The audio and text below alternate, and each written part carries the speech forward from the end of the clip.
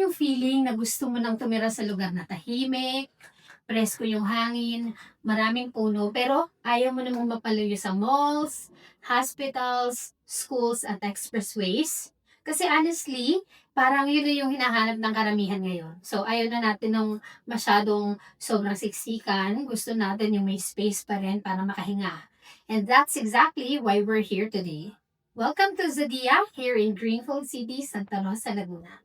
So in this video, pag-uusapan natin kung ano nga ba yung meron dito, bakit maraming buyers yung naa-attract sa area na to, at kung worth considering ba siya, whether you are looking for a future home or an investment. So tara, let's check it out.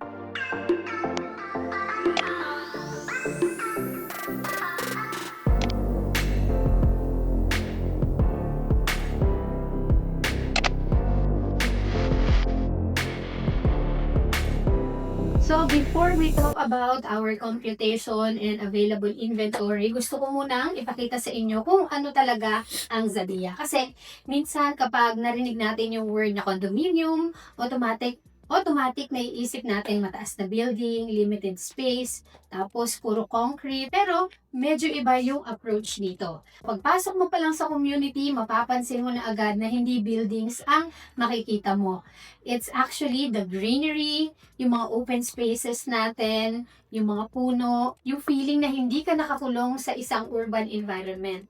In fact, malaking portion ng development is dedicated to parks, space, and also recreational spaces.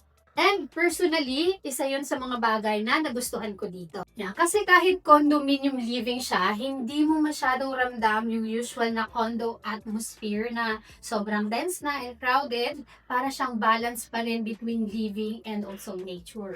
Now, let's talk about location because let's be real, kahit gaano kaganda yung property, kung hassle naman lumabas at bumiyahe araw-araw, malaking factor pa rin yun. So, the good thing about Zadia is nasa loob siya ng Greenfield City here in Santa Rosa. So, if familiar kayo sa area, alam nyo kung gaano kaganda yung location nito. So, malapit tayo sa SLEX, accessible through Calax, a few minutes away from Nuvali, and malapit din sa Paseo outlets.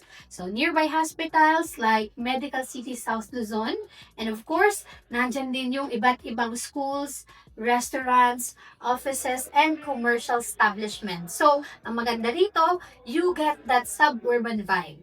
So, tahimik, maraming open spaces, pero hindi ka isolated. Basically, kapag may kailangan ka, hindi mo kailangan bumiyahe ng sobrang layo. So, one thing I always tell my clients is, minsan, hindi lang yung condo ang tinitingnan mo.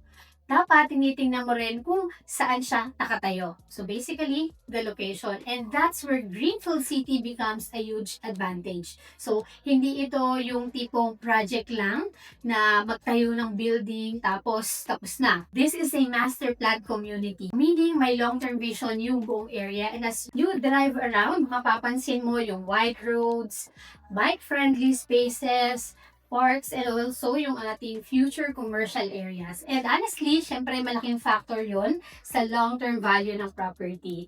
Because you are not only investing in your unit, you are investing in the growth of the entire community around it. Now, let's focus on Zadia. One thing I noticed is hindi siya trying hard to look flashy because it is simple, modern, clean, and bagay siya sa overall vibe ng Greenfield City. Many of the units also come with balconies, which I personally appreciate. So, iba kasi yung outdoor space ka kahit Iba kasi yung may outdoor space ka kahit condo living. So, pwede kang magkape sa umaga, mag-relax sa hapon, or simply enjoy the view. Of course, meron din tayong practical features that homeowners look for. Like 24-hour security, main lobby, elevators, fire safety systems, standby power provision, meron din tayong water storage facilities, and also essentials that help make daily living more convenient and secure.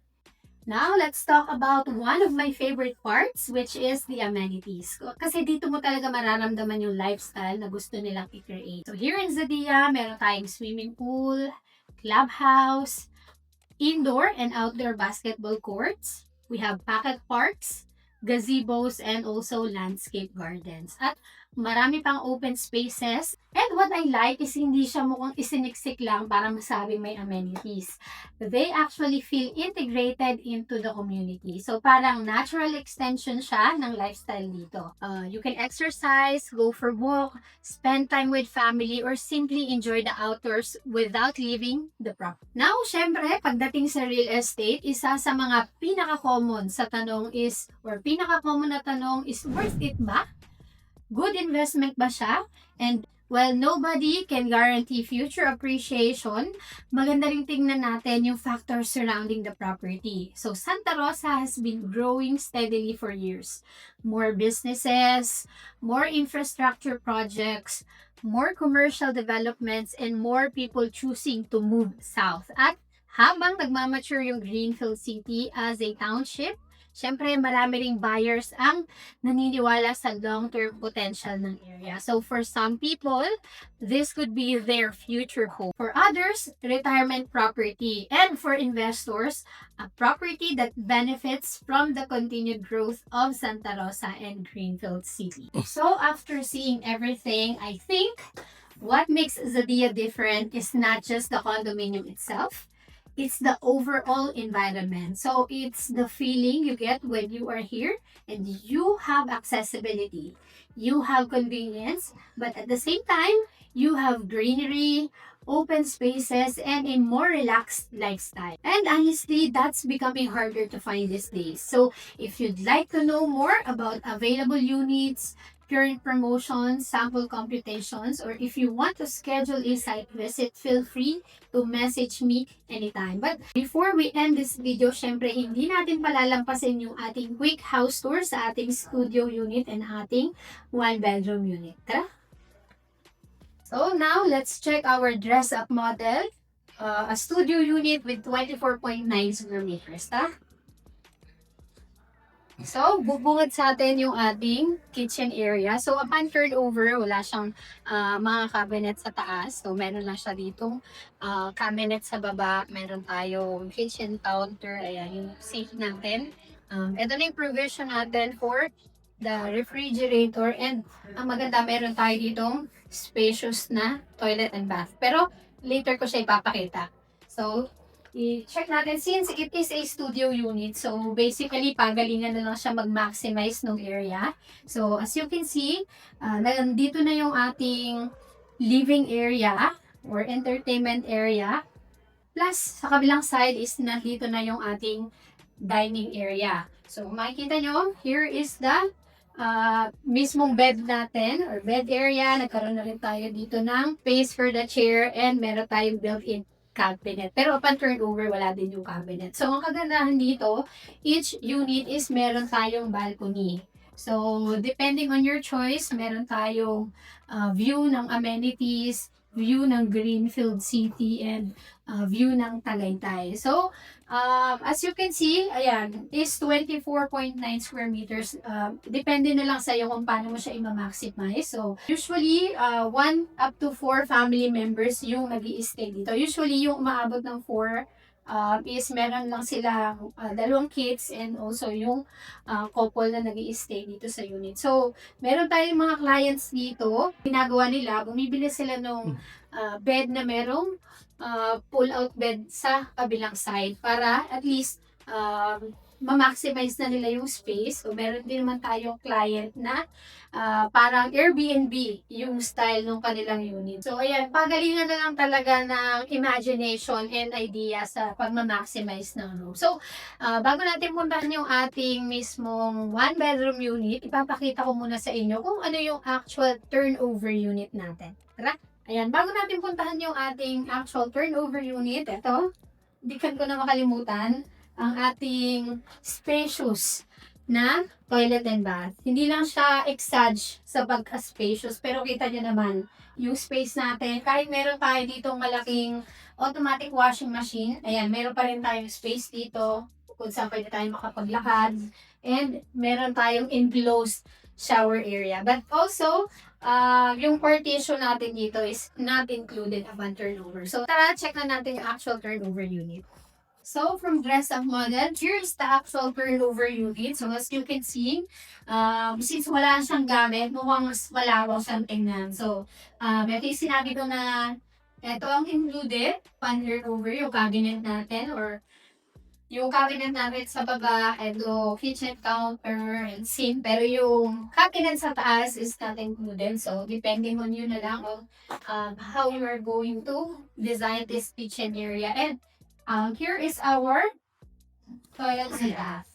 So, yan. Mas malaki siyang tingnan kasi wala po siyang partition, wala ding gamit. Pero, ito na yung mismong turnover unit na marireceive nyo. And, finally, ito na yung ating open area for the bedside, living area, and also dining area. So, pagdating naman sa interior, definitely, you have the freedom to design kung ano yung magiging interior mo. So, whether it's modern or yung mga classic na furniture yung i-install mo or ilalagay mo dito sa loob. And syempre, ayan, meron tayo ditong balcony. So, like what I mentioned, meron kang option if you would like the amenity view, Greenfield City view, or Tagaytay view. Now, let's check our one-bedroom unit. And this is our 49.8 square meters floor area na combined unit or one-bedroom unit. So, basically, dalawang studio unit siya na pinag-combine. So, kung mapapansin nyo, definitely, napakalaki ng difference niya compared sa studio unit. Kasi, yung bedside natin, napunta na siya sa mismong bedroom. So, nagkaroon tayo dito ng enough space para sa ating dining area, space for the living area, and syempre hindi mawawala yung balcony. So as you can see, napakalawak ng space natin or malaking space natin for the kitchen area. So naka-separate na yung ating mismong kitchen sink from the kitchen counter. So meron na rin tayo ditong naka-install na cabinet. So basically yung dress-up model natin is binibigyan lang kayo ng idea kung ano yung possible na kalabasan ng unit kapag meron na siyang gamit. Pero ayan po, lahat po na nakikita nyo appliances, furniture are not included upon turnover. So parang katulad lang siya nung pinakita ko kanina na turnover unit. So, ayan, meron, complete finish na siya, kumbaga. Konting gamit niya na lang yung kulang, wala na kayong kailangan ipa-repair, wala na kayong kailangan ipa-repaint. So, all goods na siya. And here is our main bedroom. So, check natin. So, this is the toilet and bath. Later ko din siya ipapakita.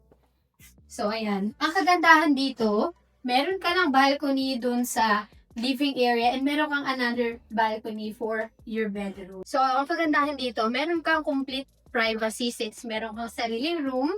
Ayan, just in case meron kang friends or family members na bumisita, pwedeng dun sila magstay sa mismong living area. So, kita nyo naman, parang queen size bed na to. Tapos nagkaroon pa tayo ng dalawang side table. And as you can see, ayan, enough pa rin naman yung space niya. Again, everything na makikita nyo po is not included upon turnover. So, pagalingan na lang talagang mag-design ng interior. So, dito nagkaroon pa tayo ng storage.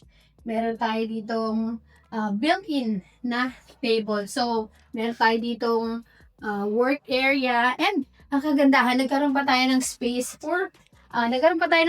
for a walk-in closet. So, imagine mo for a 49.8 square meters na floor area, nagkaroon ka pa ng space for a walk-in closet. So ideal naman siya, lalo na if marami ka talagang personal belongings, meron ka mga collections ng bag, shoes.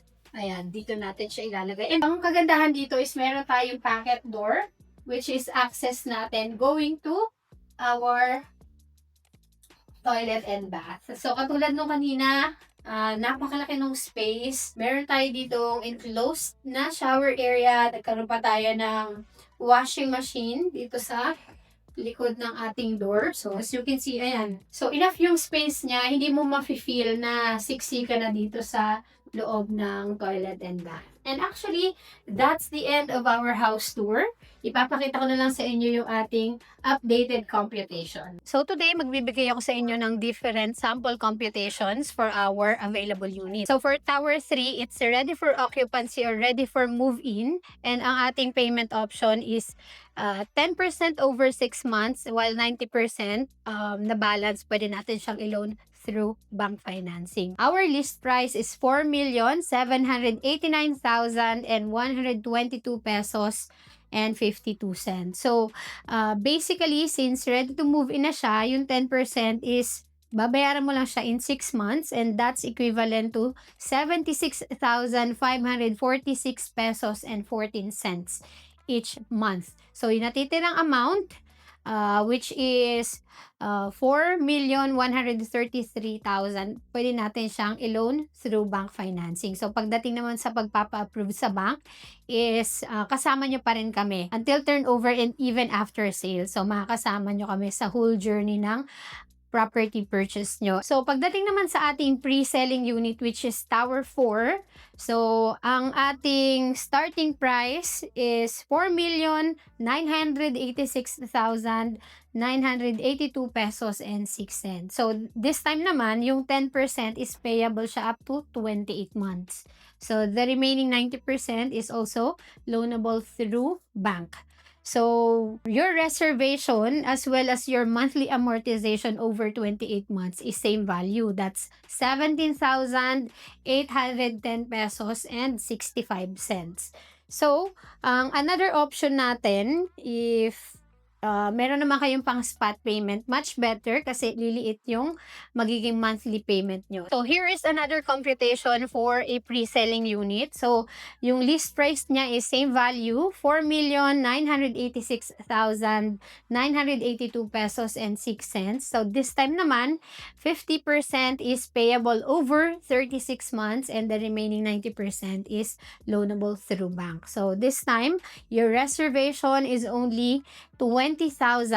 So, pwede kang mag-spot payment for the first amortization ng 229,349 pesos and 10 cents. And moving forward until the end of the 36 months, that's only 14,667 pesos and 59 cents. So, again, the remainder or the remaining amount can be loaned through bank financing. So, if you need an assistance, gusto nyo na ma-avoid yung hassle ng pagpapa-approve sa bank, so, pwede namin kayong i-assist sa pagpapa-approve. So, by experience, yung pinakang ideal is actually BDO. So, based on our experience sa mga previous clients, mabilis sila mag-asikaso and mabilis silang mag-approve as long as mapoprovide natin lahat ng requirements na hihingin ng bank. And actually, that's the end of my presentation. So, nakita nyo naman why Zadia is ideal for you as an overseas Filipino worker, as a young professional or investor. Nakita nyo yung potential ng ating area. Nakita nyo na rin yung house tour natin for the studio unit and ang ating one-bedroom unit plus the computation. So, if gusto mo makita yung actual community ng Zadia, you can message me at 63965 07595713 through iMessage, Viber, and WhatsApp.